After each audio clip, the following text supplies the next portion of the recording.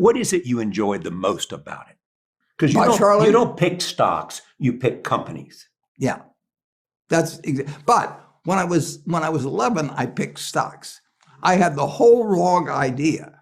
I was interested in watching stocks, and I thought stocks were things that went up and down, and I charted them. I read books on technical analysis. I read Edwards and McGee. I think that was the classic then. I mean, hundreds and hundreds of pages.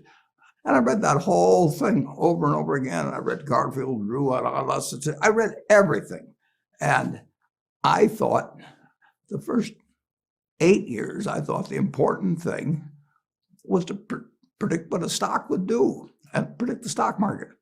And then I read Ben Graham, when I was 19 or 20. And I realized that I was doing it exactly the wrong way when I read the book, The Intelligent Investor. And from that point, I never bought another stock. I bought businesses that happened to be publicly traded, but I became an owner of a business. And I did not care whether a stock went up or down the next day or the next week or the next month or the next year. And I didn't have any idea what it would do. I didn't know what the stock market would do, but I knew businesses.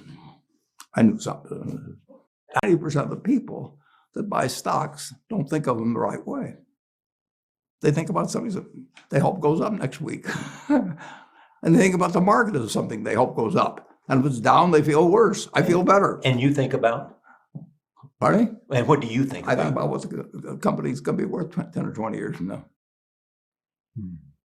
And I hope it goes down when I buy it because I'll buy more.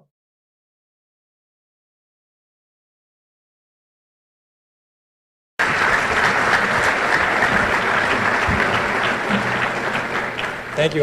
But I'm telling you, people don't do this. And I'm talking sophisticated people, unsophisticated people. They don't know what the company is, what's the story. And it's very important to know it because it doesn't always work. And you have to keep posted. Now, here's a big point. Remember this one. It's futile to predict the economy, interest rates, and stock market. I mean, people keep trying to do this. I mean, this would be useful. I would love to know when we get a recession. I'd love to know when interest rates are going to go up or down. I'd love to know when the stock market's going up. That would be helpful. I would like to get next year's Wall Street Journal. Unfortunately, you don't get it. I remember in 1982, we had a lot of people in this room around for 82. We had 20% prime rate, 15% long governments, double-digit unemployment, double-digit inflation. I don't remember anybody telling me about that in 1980. I remember everybody telling me about that in 1981. But in 83, I remember they said, well, the economy's bounced back. We had a recession in 85. In 85, they said we have a recession in 86. In 87, something happened in October 87. I forget what something happened in October 87. Celtics lost 7 in a row. Something bad in 87. They said for sure we'll have a recession in 88. And they said 89 for sure we'll have a recession. And then 90, we're supposed to have the so-called soft landing, which we never had.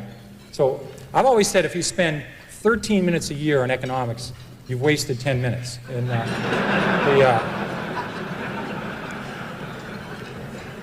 And all you need to know about the stock market is it goes up and it goes down, and it goes down a lot.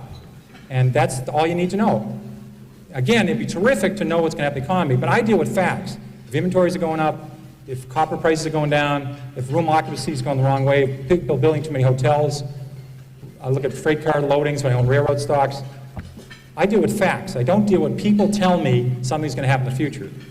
You might as well call the psychic hotline for that stuff. I think you have a better average at